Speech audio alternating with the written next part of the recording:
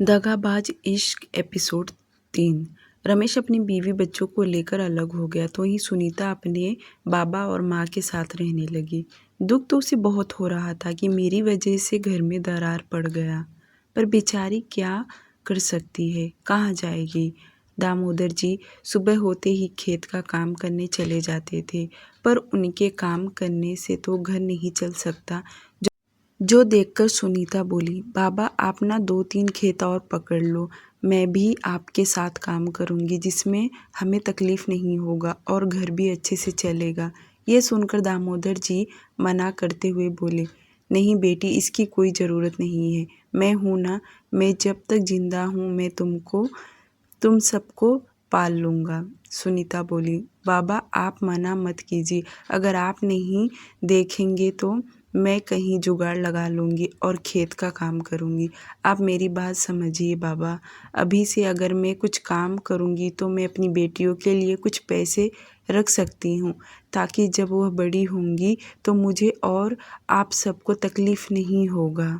सुनीता काफ़ी देर तक अपने बाबा को समझाती रही। शकुंतला जी ने भी अपनी बेटी की तकलीफ़ समझ रही थी और उन्होंने कहा, सुनीता सही कह रही है, 3 बेटियां हैं, कुछ पैसे रखेंगे तो तकलीफ़ नहीं रहेगा। दामोदर जी दूसरे तीसरे दिन से लोगों से बात करके उन्होंने 2-3 खेती बांध लिया। अगर एक खेत में दामोदर जी जाते तो दूसरे खेत में उनकी बेटी, वे दोनों सुबह से शाम तक खेती में काम करने लगे। बाप बेटी दोनों काम में बहुत मन लगाकर करने लगे। शकुंतला जी घर का पूरा काम करती और तीनों नातिन की देखभाल करने लगी थी, जिसमें उनका पूरा दिन निकल जाता। ऐसे ही दिन बीतने लगा, दिन से महीने बीतने लगे, महीने से साल बीतने लगा। अब बगैर फिक्र के बाप बेटी माँ और तीनों बेटियां बेफिक्र होकर रह रही थीं, बल्कि अच्छे से खाते पीते भी थे। खेती का अनाज जैसे तैयार होता था, बाप बेटी काटने लग जाते थे तो वहीं मानसी अपनी माँ और नाना को खेत में पानी देने खाना देने लेकर जाती थी। बाप बेटी खेत का पूरा अनाज काटते थे और कोई उन्हें खेती का काम करने के लिए बुलाता तो दोनों जाते थे। बदले में उन्हें पैसे अनाज भी मिलता था। घर में इतना अनाज तैयार हो जाता था कि वे लोग बोरा बोरा अनाज बेचने भी लगे थे, जिससे उन्हें पैसे मिलते थे और वह पाई पाई जोड़कर बैंक में रखने लगे थे।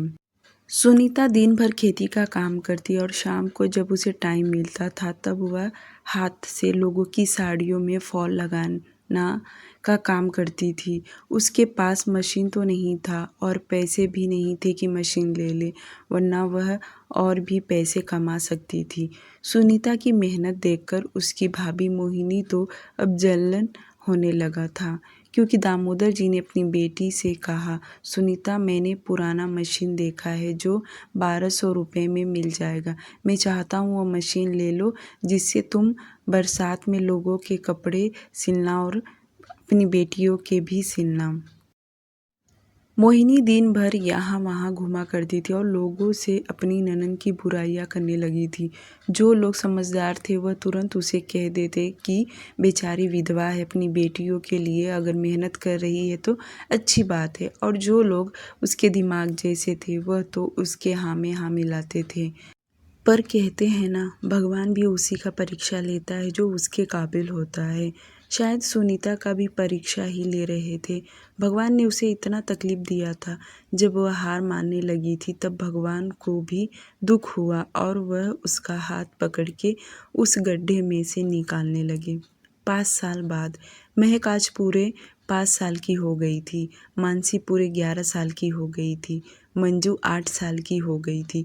अब तो मानसी घर के बहुत सारे काम करने लगी थी, बल्कि मंजू भी छोटे मोटे घर के काम करने लगी थी। तीनों बहन साथ में सरकारी स्कूल में पढ़ने जाया करती थी। वहीं दामोदर जी की उम्र घटने लगा था, बल्कि वह खेती के काम कर कर के थक चुके थे। पहले जितना वह काम करते थे अब उनसे उतना काम नहीं होता, पर बेचारी सुनीता के ऊपर बहुत जिम्मेदारी आ चुका था। वह दिन रात मेहनत करने लगी थी। दिन भर खेती का काम, रात में सिलाई भी किया करती थी ताकि वह अपनी बेटियों का भविष्य बना सके। दिन तेजी से बीतने लगा। एक एक दिन काटना कोई आसान बात नहीं था, क्योंकि अब दामोदर जी धीरे धीरे बूढ़े होते जा रहे थे, बल्कि उनकी हिम्मत जवाब दे रहा था। जो बात सुनीता बहुत अच्छे से समझ पा रही थी कि उसके बाबा से अब ज़्यादा काम नहीं हो पा रहा। वहीं तीनों बेटियों को भी पालना कोई आसान काम नहीं था।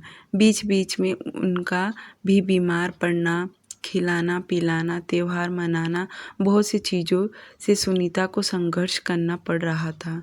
कई दफ़ा तो मोहिनी जानबूझकर झगड़ा निकालती, क्योंकि उसे देखा नहीं जा रहा था कि वह यहाँ आकर उसके घर में रह रही है। मोहिनी दिन ब दिन निर्दयी होती जा रही थी, क्योंकि वह अपनी आँखों से देखी थी कि सुनीता कितनी मेहनत कर रही है। उसके थोड़े से मेहनत में भी उसे जलन महसूस होने लगा। कई दफ़ा तो बच्चों के लिए वह झगड़ा करती थी, क्योंकि महक छोटी थी और वह बार बार मोहिनी के बच्चों के पास जाती थी, जिससे उसे बहुत गुस्सा आता था। वह एक दो दफ़ा हाथ भी उठा देती।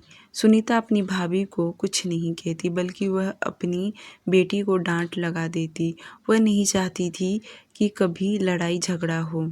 दामोदर जी अब बहुत धीरे धीरे काम करने लगे थे, पर वह सभी काम करते थे, पर जितना पहले काम करते थे अब उनसे नहीं हो पा रहा।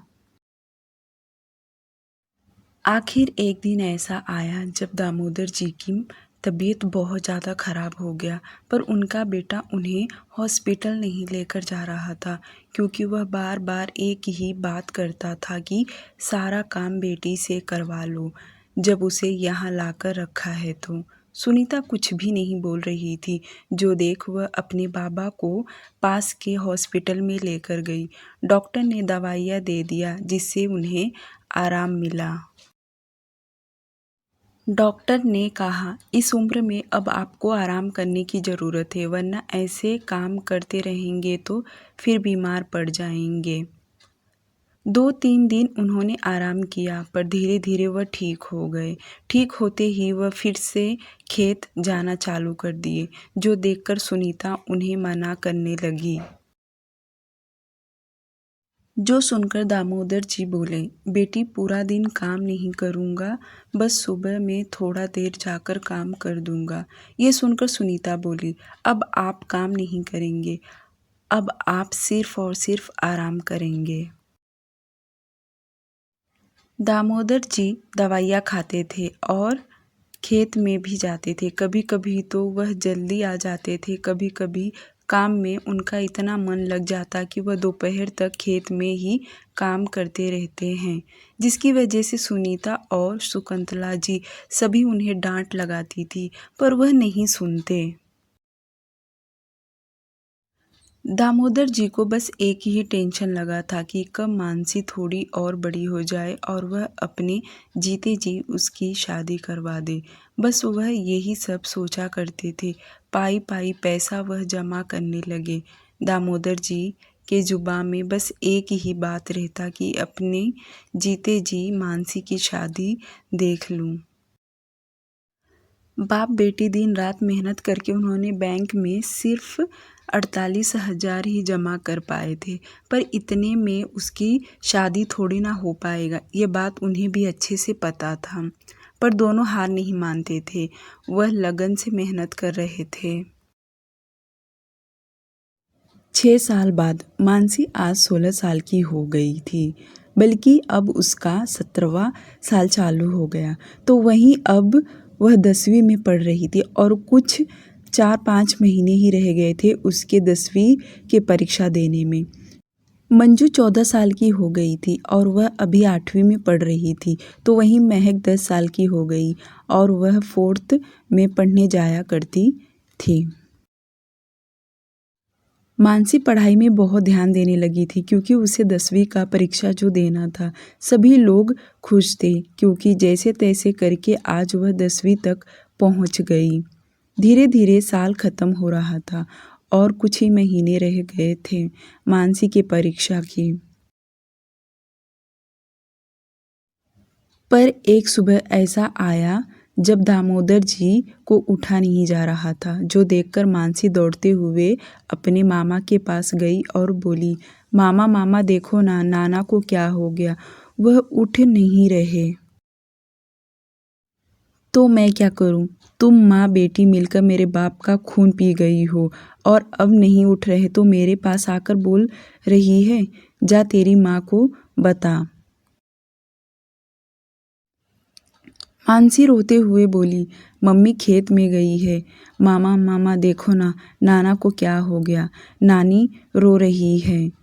मोहिनी मानसी का हाथ पकड़ के बाहर निकाल दी। उसे बहुत गुस्सा आ रहा था।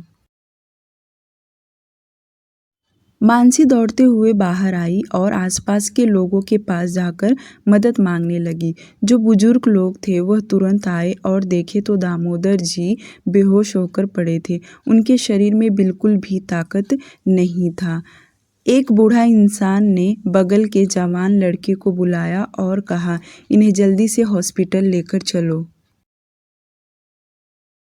वे सब गाड़ी पर उन्हें लेकर गए। मानसी स्कूल नहीं गई, बल्कि वह जल्दी से दौड़ते हुए अपनी मम्मी को बुलाने चली गई।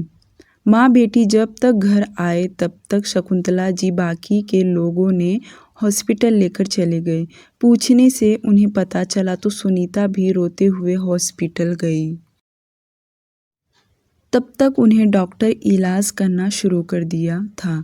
करीब पूरा दिन बीत गया। कहीं शाम को जाकर दामोदर जी को होश आया और उन्हें होश में देखकर सुनीता और शकुंतला जी को राहत मिला। पर डॉक्टर ने कहा कि वह बहुत कमज़ोर हो गए हैं, अब उन्हें सख्त आराम करने की ज़रूरत है। यह सुनते ही माँ बेटी रोने लगी।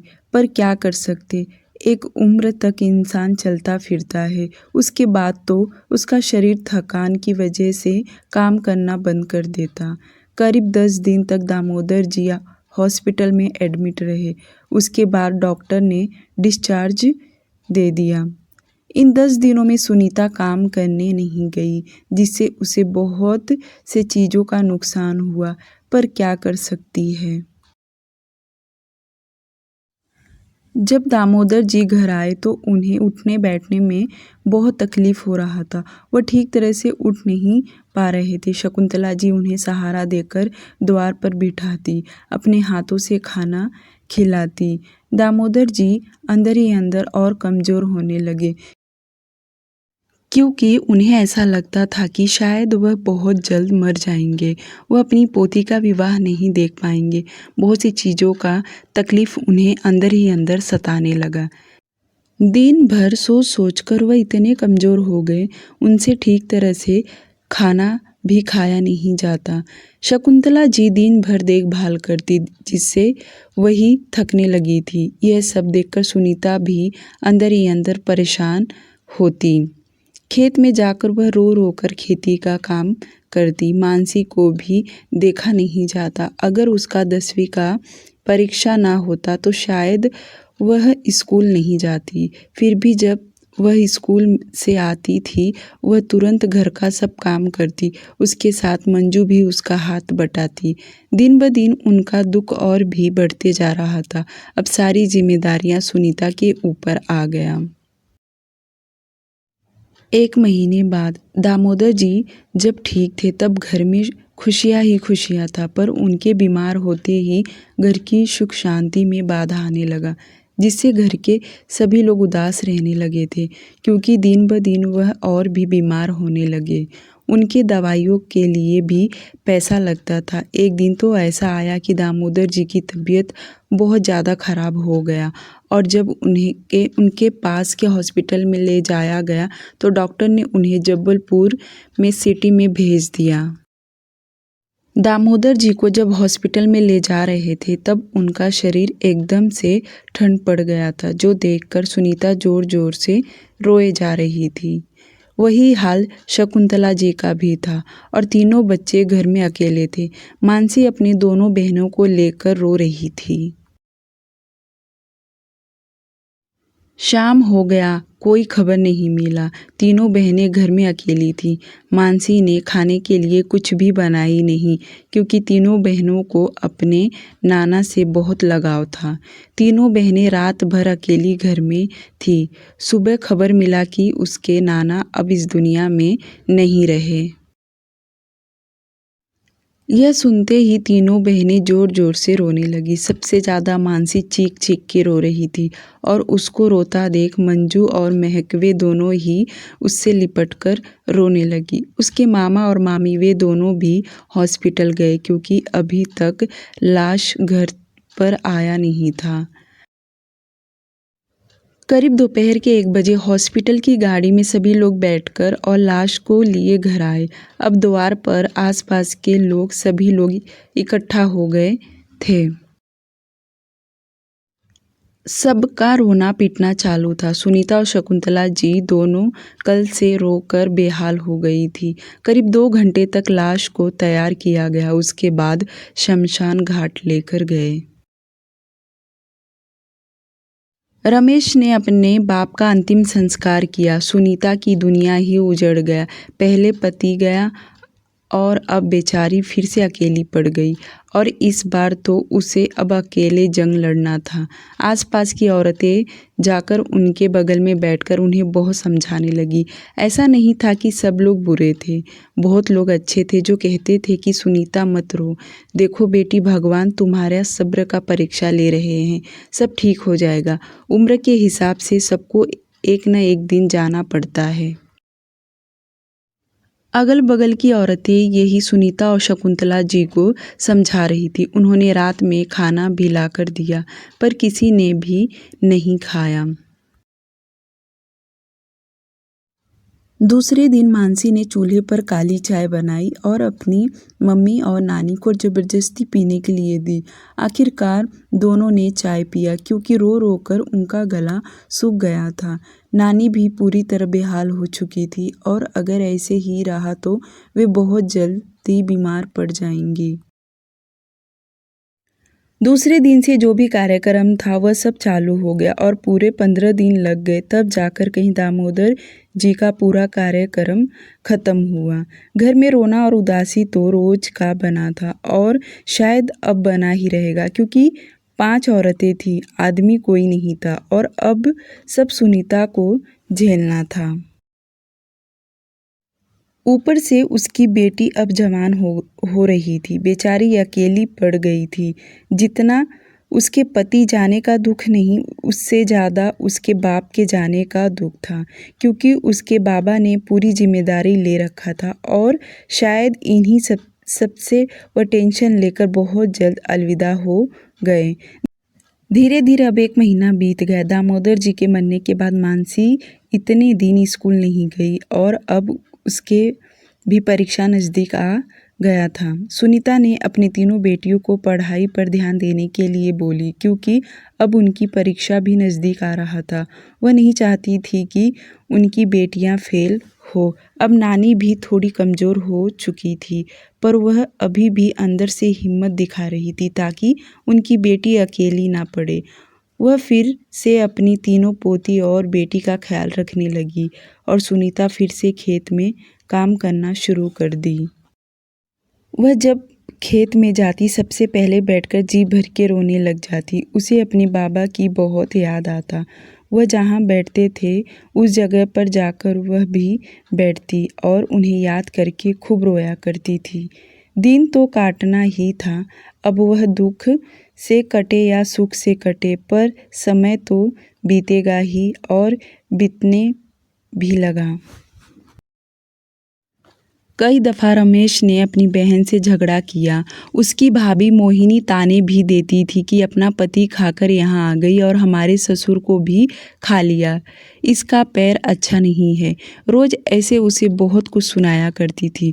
रोज़ घर में कुछ न कुछ उसे सुनना पड़ता था, पर बेचारी सब कुछ सहन करती थी। अगर उसके बाबा होते तो शायद यह दोनों उसे कुछ कह नहीं पाते। महक तो मानसी से कितनी बार पूछती थी, हमारे पापा कहाँ हैं? अगर हमारे पापा होते तो हमें कोई कुछ नहीं कहता ना। वह भी हमें बहुत सारा खाने के लिए ला कर देते। मानसी उसे प्यार से समझाते हुए बोली, मम्मी है ना, मम्मी तो हमें कुछ भी कमी नहीं करती है। यह सुनकर मंजू बोली, मामा के घर में तुम मछली भी बनता है और वह लोग अच्छा अच्छा खाते हैं, बार बार दुकान पर जाते हैं। मेरे पास तो पैसे भी नहीं हैं, हमारे घर में तो कभी तो मछली बनता है। यह बात तो सच था कि सुनीता अपने बच्चों को कुछ अच्छा लाकर खिला नहीं पाती थी, पर हाँ, सादा खाना ही उनके घर में रोज़ बनता था। पर वह अपने बच्चों को बगैर खाए सोने नहीं देती थी। हाँ, बाकी लोगों की तरह अपने बच्चों को बाहर का और अच्छा अच्छा नहीं दे पाती थी, क्योंकि उसे अपनी तीनों बेटियों का भविष्य जो बनाना था। 5 महीने बाद अब वह घड़ी आ गया था। मानसी ने 10वीं का फाइनल परीक्षा था और वह 4 बजे उठकर अपना मन लगाकर पढ़ाई करती थी, और जब वह परीक्षा देने जाती तो नानी उसे रोज़ दही और शक्कर खाने में दे रही थी। मानसी रोज़ सुबह जल्दी उठकर पढ़ाई करती और तैयार होकर वह परीक्षा देने चली जाती थी। मानसी को इंतज़ार था कि कब परीक्षा ख़त्म हो जाए और वह अपनी माँ का हाथ बटाए। उसके लिए तो वही सबसे बड़ा परीक्षा था, और जैसे उसका परीक्षा ख़त्म हुआ तो वह अपनी माँ से बोली, मम्मी मैं भी आपके साथ खेत में काम करने चलूँ? यह सुनकर सुनीता उसे डांट लगाते हुए बोली, नहीं, तू खेत में कभी काम करने नहीं जाएगी। क्यों मम्मी, आप भी तो करती हो ना, मैं भी करूँगी तो थोड़ा और पैसा आएगा। यह सुनकर सुनीता के आंसू आ गए और वह बोली, नहीं मेरी बेटी, तू बहुत छोटी है, खेत में काम करना कोई आसान काम नहीं है। ये बड़े लोग खून पी जाते हैं, दिन भर धूप में तुझे खेत में काम करना पड़ेगा, और मैं नहीं चाहती हूँ मेरी बच्ची अभी से एकदम कमज़ोर पड़ जाए। यही तो तुम्हारी उम्र है खाने पीने की, मैं तुमसे वह भी नहीं छीनना चाहती, तुम लोगों को कुछ दे भी नहीं पा रही हूँ। सुनीता ने अपनी बेटी को खेत में जाने से मना कर दी तो मानसी सिलाई पर ज़्यादा ध्यान देने लगी, और लगभग 1 महीने बाद ही वह बहुत अच्छे से सिलाई करने लगी। वैसे वह पहले से ही रोज़ थोड़ा थोड़ा माँ को देखकर वह सीखने लगी थी, पर बहुत ज़्यादा साड़ी में, ब्लाउज़ में वह थोड़ा थोड़ा सिलाई करने लगी थी। पर अब वह इतना दिन भर मन लगाकर करने लगी जिससे उसका हाथ एकदम साफ हो गया। सबसे पहले उसने अपनी दोनों बहनों के लिए फ़्रॉक सिलने लगी और कुर्ती सिलने लगी। पहले थोड़ा फिनिशिंग उसका ख़राब हो रहा था, पर धीरे धीरे और 2 महीना लगा जिससे उसकी फिनिशिंग और अच्छा हो गया, और वह अपनी मम्मी और नानी के लिए ब्लाउज़ भी सिलने लगी। जैसे उसका हाथ साफ हुआ तो वह लोगों के भी ब्लाउज़ ड्रेस सिलना शुरू कर दी। वह दिन भर में ज़्यादा तो नहीं सिलाई कर पाती थी, क्योंकि उसे मशीन हाथ से चलाना पड़ता था और वह घर का काम भी करती थी, पर सुबह से लेकर रात तक वह 1 से 2 कपड़े तो आराम से सिल लेती थी। दिन बीत रहा था, दोनों बहनों का भी परीक्षा चालू हो गया और उन दोनों ने भी अपना फाइनल एग्ज़ाम दिया। अब वह घड़ी आया जब मानसी को 11वीं में एडमिशन लेना था, और अब उसे पैसे चाहिए थे, और एडमिशन के लिए पूरे 20 से 25 हज़ार लग रहे थे। उसने जो भी सिलाई की होगी तो भी 1000 रुपये ही जमा हो पाया, उतने में उसका एडमिशन नहीं हो सकता। उसने तो अपनी उम्मीद भी छोड़ दी थी कि एडमिशन हो पाएगा। मानसी ने अपनी पढ़ाई यहीं स्टॉप कर दी, क्योंकि एडमिशन भी उसे नज़दीक तो नहीं था, क्योंकि कॉलेज करने के लिए उसे मेन सिटी में जाना पड़ेगा। मानसी सिर्फ़ और सिर्फ सिलाई पर ध्यान देने लगी, और अब वह इतना ध्यान देने लगी और उसका इतना हाथ स्पीड हो गया कि दिन में वह 3-400 का सिलाई करने लग गई थी, और उसकी दोनों बहनें तो अभी पढ़ाई कर रही थी। सुनीता भी अपनी बेटी को देखकर ताज्जुब होने लगा था। इतना तो सुनीता कभी सिल नहीं पाती थी जितना कि उसकी बेटी सिलाई करने लगी है, बल्कि ज़्यादा पैसा कमाने लगी। मानसी अपनी नानी के साथ बाज़ार भी जाती थी और अपनी सिलाई में से वह कभी कभार मछली, गोलगप्पे या कुछ और खाने के लिए लेकर आती थी। उसे कोई मना नहीं करता था, क्योंकि शकुंतला जी और सुनीता जी जानती थी कि बच्चे हैं, उनका भी मन करता होगा खाने पीने के लिए। डियर लिसनर, अभी स्टोरी थोड़ी बोरिंग लग रहा है, पर जब तीनों बहनी की कहानी स्टार्ट होगा तो उम्मीद करती हूँ कि आप लोगों को सुनने में अच्छा लगेगा। Thank you.